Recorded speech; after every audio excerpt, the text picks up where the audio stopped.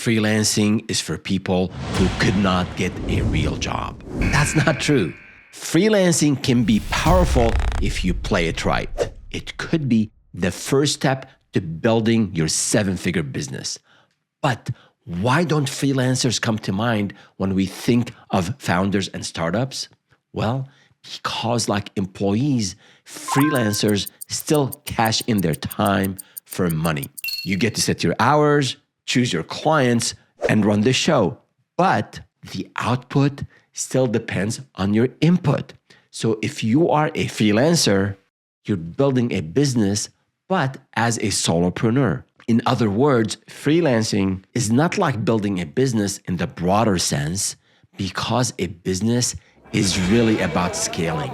And growth is very limited if you never hire a team and set up systems. Systems and teams turn the business into a machine that can run without the founder.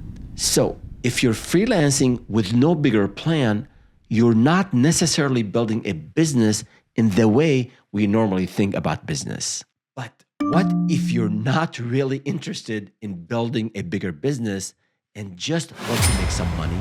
Should you rule out freelancing and just go for a regular full-time job?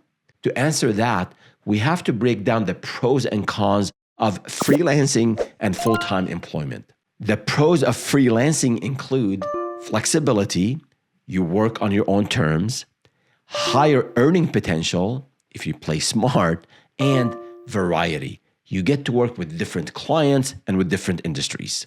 Its cons include no work, no pay. Sick days are unpaid. Constant hustle. You're always searching for the next client, and unpredictable income. Feast or famine cycles are real.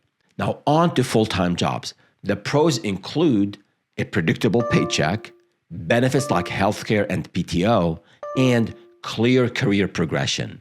But full-time also has some downsides, like limited freedom, office politics you have to deal with, less earning potential over time, and you might get laid off at any point. Ask me how I know. Okay, so the point isn't that one is better than the other. Choosing between freelancing and full-time work isn't just about money, but what works for you. There is no universal answer. Your choice depends on your goals and lifestyle. Here are 5 questions you can ask yourself when deciding between employment and freelancing. Question 1, what is your personality type? Take a DISC test. Are you a visionary and can influence others, or do you prefer stability and caution? D stands for dominance, the leader. You're bold, goal-oriented, and thrive under pressure. I stands for influence, the networker. You're outgoing, persuasive, and easily connect with others.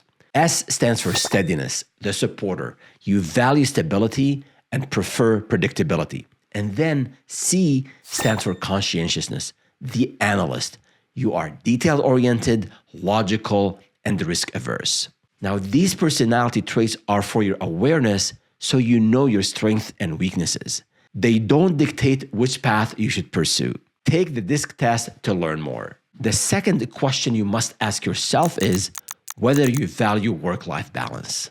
Freelancing may not require as much time as building a full business, but it is still demanding. If you don't want to work 60 to 80 hours a week, don't quit your 9 to 5. The third question is if you like problem solving and new challenges at work. If you don't and prefer predictability, I would stick to a comfortable 9 to 5. The fourth question is, can you handle financial uncertainty? Do you have dependents relying on you?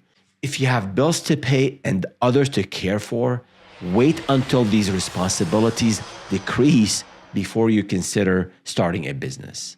Lastly, the most important question you have to ask yourself is, are you capitalizing on an opportunity or forcing one? Let's say after all this reflection, you decide that you do want to freelance.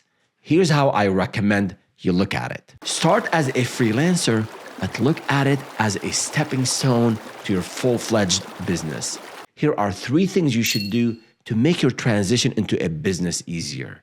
1, provide value. Bend over backward to make your first clients happy. That's your commitment to them, and you'll need their testimonials, their referrals, and their repeat business. 2, build systems early on.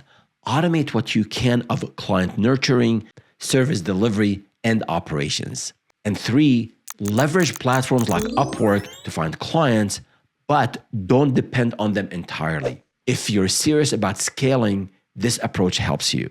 Test business ideas with minimal risk, build cash flow to fund your future business, and gain insights into what clients really need. Now, if you're interested in freelancing but can't afford to make the switch right now, then use your full-time job and extracurricular activities to develop skills you can eventually monetize as a freelancing solopreneur or full business entrepreneur.